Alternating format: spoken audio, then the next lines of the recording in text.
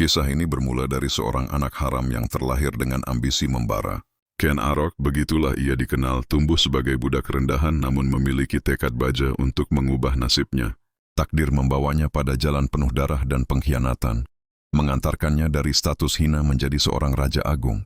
Dalam perjalanannya menuju tahta, Ken Arok bertemu dengan sosok yang akan mengubah hidupnya selamanya, Candides. Kecantikan ratu ini begitu memukau, membuat Ken Arok tergila-gila dan rela melakukan apa saja untuk memilikinya. Candides bukan hanya sekedar objek obsesi, ia menjadi katalis yang memicu rangkaian tragedi berdarah. Tunggul Ametung, penguasa Tumapel yang sah, menjadi penghalang utama ambisi Ken Arok. Ia adalah suami Candides dan target pertama rencana keji Ken Arok. Nasib Tunggul Ametung telah ditentukan sejak Ken Arok melihat kecantikan istrinya yang memesona. Untuk mewujudkan ambisinya, Ken Arok membutuhkan senjata istimewa. Ia mendatangi Empu Gandring, seorang empu terkenal, dan memesan sebilah keris dengan kekuatan luar biasa. Namun keserakahan Ken Arok membuatnya tak sabar. Sebelum keris selesai ditempa, ia merebut paksa dan membunuh sang empu. Dengan napas terakhirnya, Empu Gandring mengutuk keris ciptaannya sendiri. Keris terkutuk itu kini berada di tangan Ken Arok. Ia menggunakannya untuk membunuh Tunggul Ametung, merebut Candides, dan meraih kekuasaan atas Tumapel. Ambisi Ken Arok tak berhenti di situ.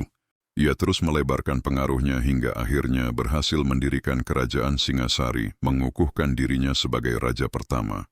Namun kutukan Empu Gandring terus membayangi.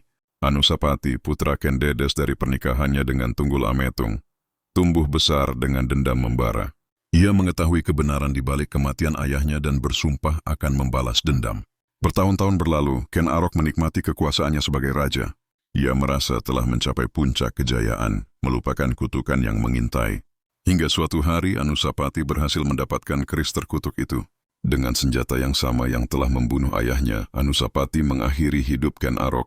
Kematian Ken Arok bukanlah akhir dari kisah tragis ini.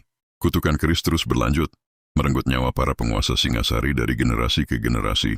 Setiap pemegang keris terkutuk itu akan mati di tangan keturunannya sendiri, menciptakan lingkaran setan yang tak berujung.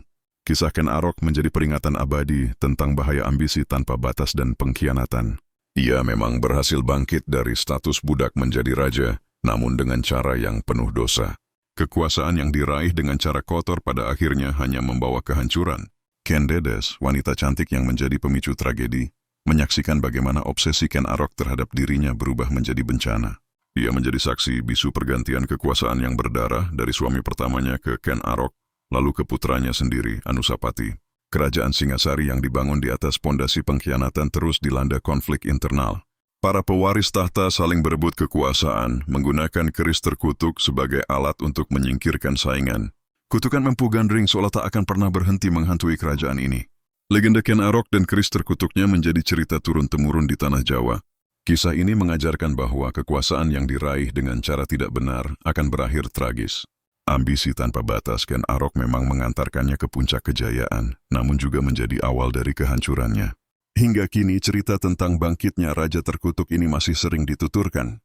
Ia menjadi pengingat akan bahaya keserakahan dan pengkhianatan. Ken Arok, budak yang berhasil menjadi raja, namun terjebak dalam kutukan abadinya sendiri, akan selalu dikenang sebagai tokoh tragis dalam sejarah Nusantara.